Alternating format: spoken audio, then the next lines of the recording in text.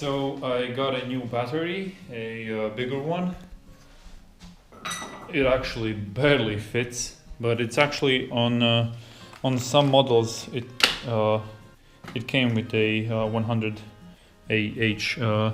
Not sure what that stands for. Ampere hours, maybe. With this size battery, so it fits barely, but this should be more than enough to crank the engine. And I'm hoping that with this it really does crank finally and actually start up. So here's to hoping that everything goes smoothly. So yesterday we got to verifying that that fuel did come out of these two. It came out in spurts, not really a high pressure kind of situation, but at least it did come out. And maybe this is just a case of very long cranking, and I have to just crank it more and more. If that fails, I will then test the pressure of the lift pump, or actually perhaps it would be, if I can get the correct adapter, I will test the pressure that comes here. So this is the hose to the fuel pump, the low pressure, and it should be around 1 bar. But there was fuel coming out of here, and hard to measure how much with an eye, but it definitely does pump fuel. Perhaps it's not 1 bar, maybe it's really a lot less, but no, nevertheless we will find out. So yeah, now I will just try to crank it like for a minute perhaps, and see if we get any sputtering.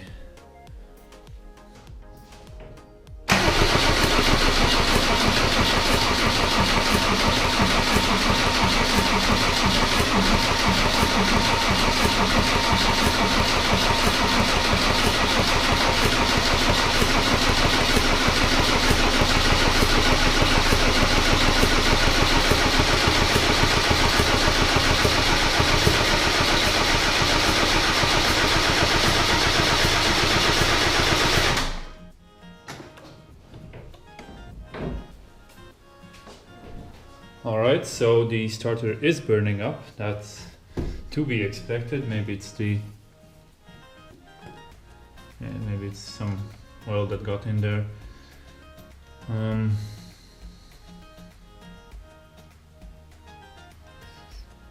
Yeah, really,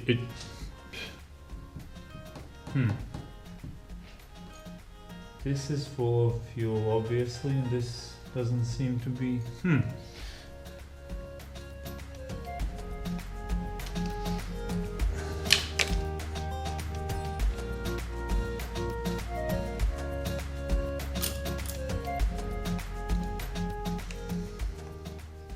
Alright, so this is getting fuel, the last cylinder.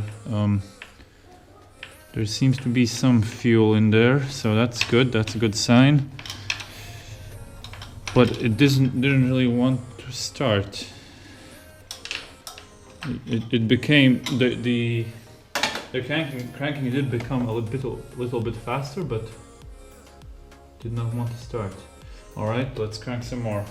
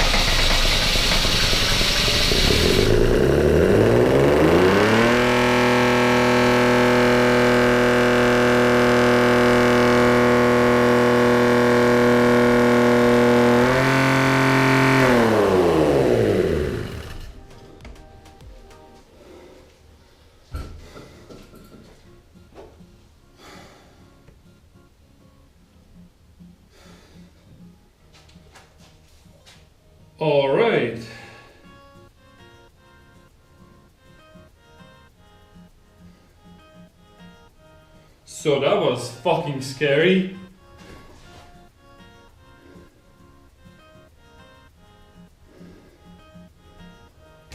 Wow. What the fuck was that? So there's obviously some fuel leaking somewhere.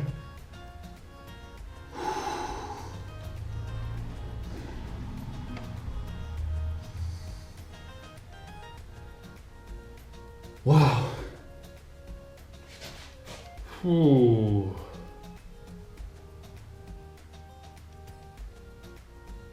Was it maybe the pre-chambers were, or maybe the engine was full of oil? Not the oil,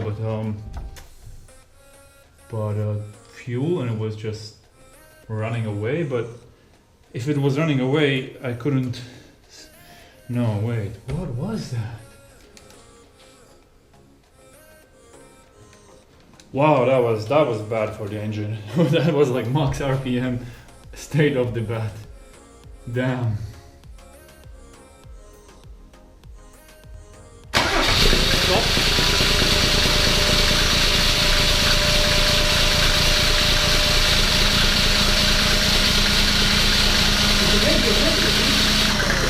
Oh dear. Stand up, yeah,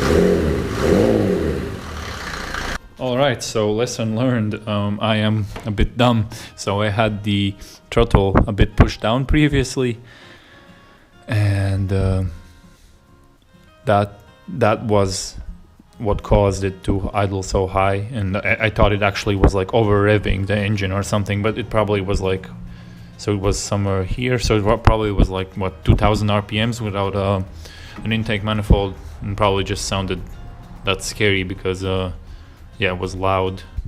But everything seems to be fine now, and yeah, it revved. I was worried about the timing, that it was off, but so far I didn't hear any nailing, and I didn't see any flames here, so the valves are closed when they should be closed, and yeah, so far so good. And then probably I should put on the manifold and start buttoning everything up so that I can go for a test drive.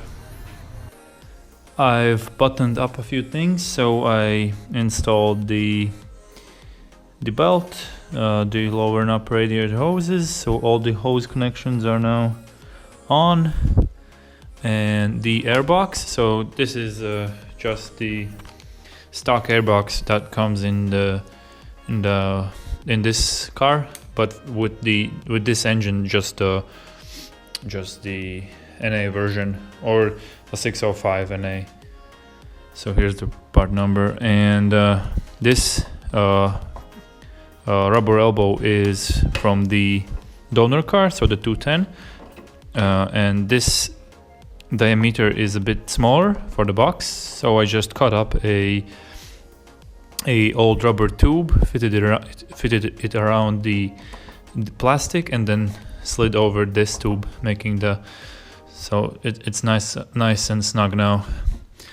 I don't have it mounted yet because my car was originally a 605, but when they converted it to a 602, they cut out the mounting bracket, and I don't have the other bracket there. I have this bracket, I still have to weld that in, but that doesn't matter. I mean, for now, for the first test drive, that will be fine. I also plugged up the coolant hoses because this is where my my windshield washer fluid was. So I also have to relocate that to that place, but that also is not important now. So what else? Yeah, the hoses, the radiator, the PCV is on. So now I will probably start it and add some coolant. Make sure, since I rebuilt the power steering pump, I will make sure to circulate it, then start it, then turn the wheel, add more. And as well, since this is a wagon, I have to bleed the SLS system. So basically how that's done is you disconnect the linkage that is in the rear of the car. There's a small switch and you have to put it into the filling position so that it fills up with fluid and bleeds out all of the air from the system. So yeah, let's go do that.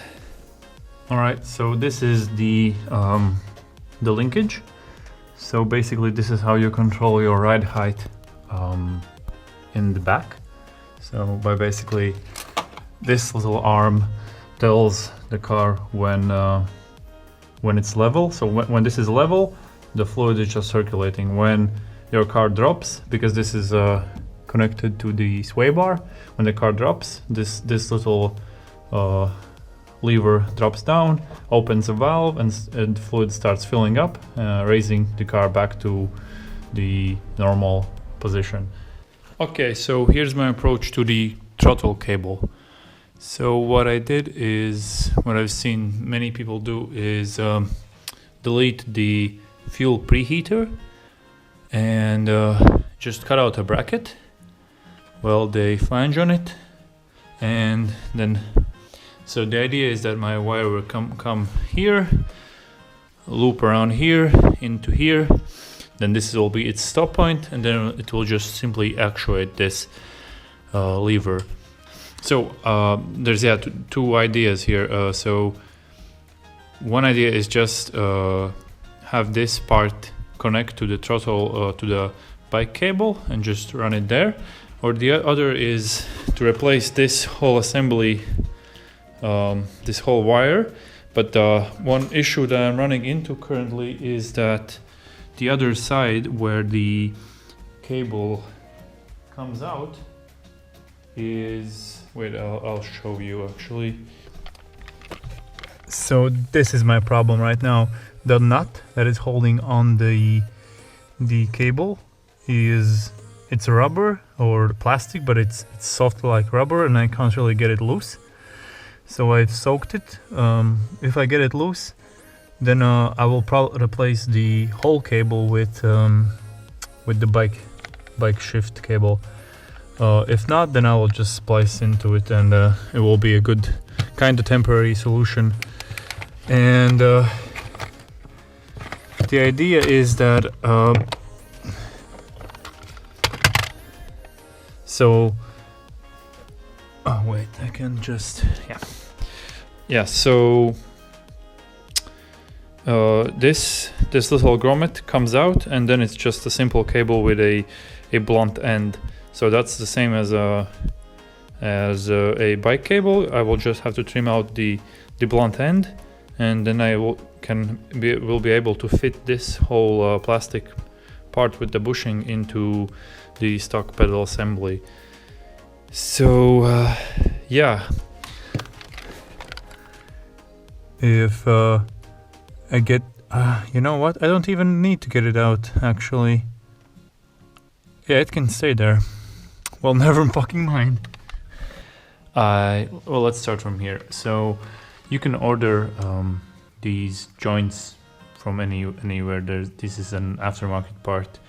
Just use a little hose clamp to clamp the wire, and it actually clamps it pretty good, because the clamp itself kind of deforms around it, so it tightens it.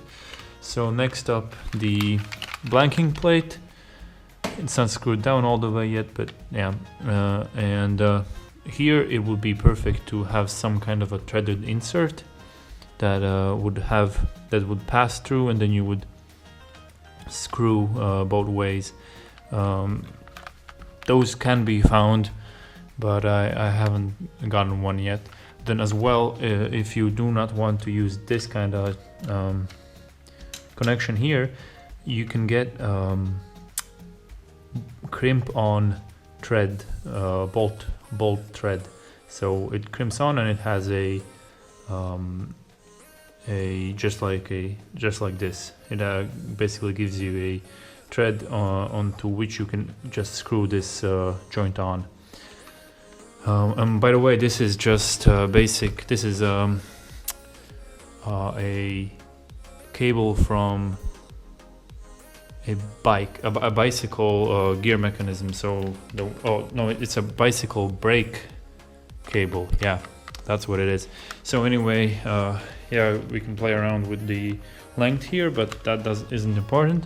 So, and this is so here is the original throttle cable sheeting, and this one is the bike throttle cable sheeting. And I basically just stuck them together and wrapped around some duct tape. I probably should use heat shrink and then duct tape so that it's a nicer fit, but I think it will probably hold as well. But yeah, that could be upgraded. And then down here, once you take off you basically squeeze this, then this whole thing comes out, and you get to the end. You can just take out the rubber that is in there, and then thread in your other bicycle hose, bicycle cable end in it, and then just replace the bushing, and that's good to go. So here's a little preview how it looked like. Where is it? Here. So here's how the original end looks like, and yeah, basically your bicycle brake cable just has a similar end. I used this to trim it down a bit, and then just basically thread it in the plastic insert just the same way as this was threaded in, and then that's basically it. It even has a little adjuster knob behind it. It's kind of hard to see, but the black thing, this one right there, so you can adjust it if need be. So right now it's not coming back. Oh, it kind of is, but not really, because I have removed the spring that sits here, and it basically pulls back the throttle cable. I will try to get a harder spring so that the cable jumps back and the whole pedal jumps back a bit with a bit more force, because right now it does jump back, but barely. And also one more thing, my disassembly was hitting the glow plug, and I just basically removed the plastic covering for it, and it's just empty a raw wire now. But now it clears, and to be honest, the plastic covering doesn't really do much here. Maybe in a few years, yeah, I'll have to clean it up, but that's not a big deal for me. So yeah, that's basically how I did it. Alright, so small update. I added the coolant, added some transmission fluid, exchanged the spring for a stiffer one. So what I did here is, this is the original one. You can basically get at any hardware store something like this. And it actually doesn't have to be the exact size. It can be a bit longer as well. But I just used this, and they cost like nothing, and just cut off the ends so that they make a nice little half round hook, and attached it. Also, I put some silicone under here so that there's a nice and secure seal. There's also a gasket there. What else? So all the hoses are now connected. By the way, this high idle regulator, you can put it on both ways. What I found is that it doesn't matter which way it goes, so it probably is just a basic solenoid there. So that's that. Then I also ran the so for the boost control actuator. So these are the two lines that run straight from the vacuum pump before the check valve. So these are, I'm not sure what this is, but this has been capped, and what it does I'm really not that sure. But the other one goes around here, and I basically used one of these Y fittings right here and ran, so I needed vacuum for the vacuum actuator. Ran it through this mess of wires to here, and then this line goes to the turbo, and then this connector goes to my controller. These wires are for the windshield washer motors. They're not connected yet because the windshield washer will go there, but that's a bit of a later problem. As well, I don't know what one of these connectors, what this connector does. This one is for the windshield washer fluid level. What this is, I'm not sure. Also doesn't matter. And all of these as well, these were like that when I got the car. So it seems that nothing else is leaking for now. I have my doubts on this connection right here. It might be seeping a little bit, but that shouldn't also be a big issue now. Yeah, cleaned off all the surfaces, new gasket, the old one is squished. Basically ready to put the manifold on and then take it for a test drive. And also I had the rebuilt pump, so I made sure to put the ignition on and cycle the pump, cycle the wheel a few times so that the pump gets bled. That is now done.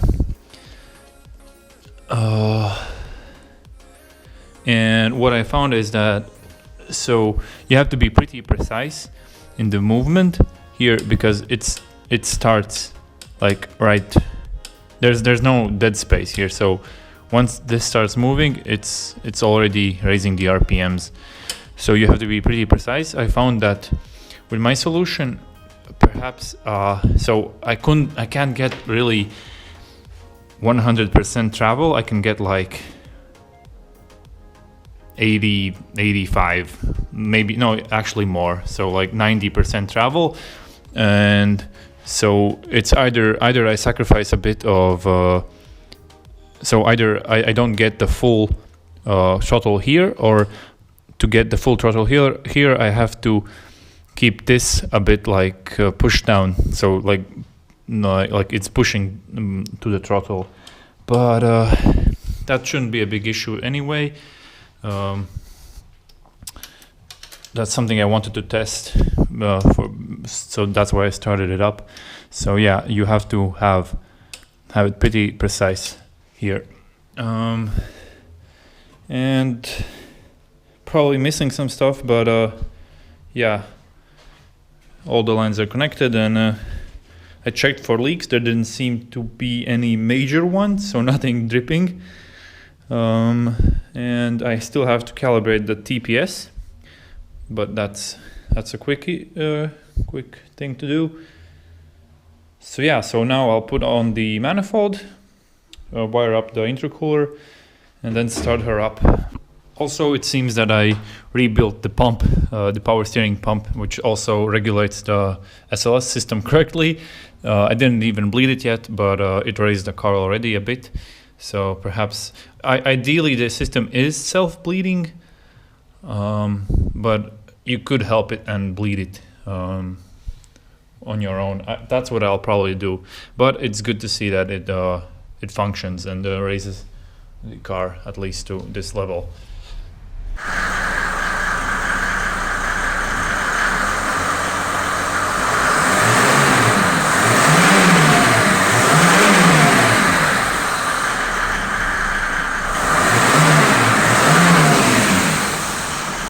Alright, so I'm testing the car, driving around, then all of a sudden I see smoke coming out of it from the hood. And I pop the hood and well, that's all diesel right there. Yep, that's diesel. And what happened is, I think this broke off, or just slipped off, and it filled all of them with diesel. And yeah, not fun. В общем, braucam, spiežam.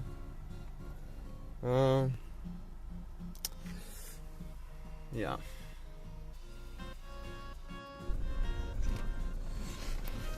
Man kā skaties, tad cik būs? Moš paturēt priekš bremzīt? Nē.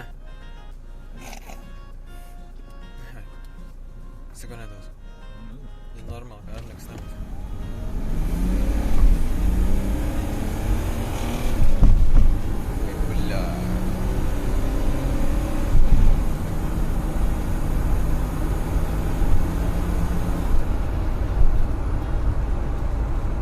Redz, cik viņš arī negribēja otrajā nomesties, un man liekas, tur jau sāk jau kaut kas dzirdēja.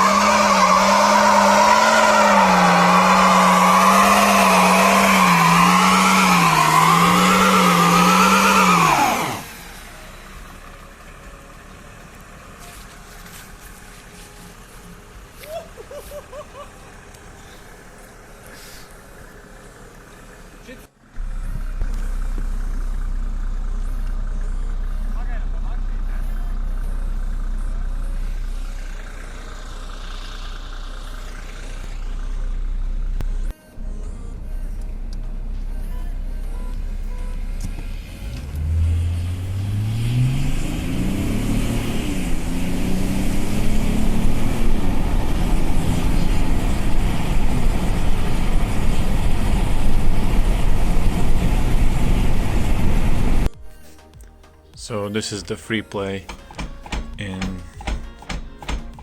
the differential. The bushings look, well, tough to say, but not that bad. But there is a bigger problem. Looky.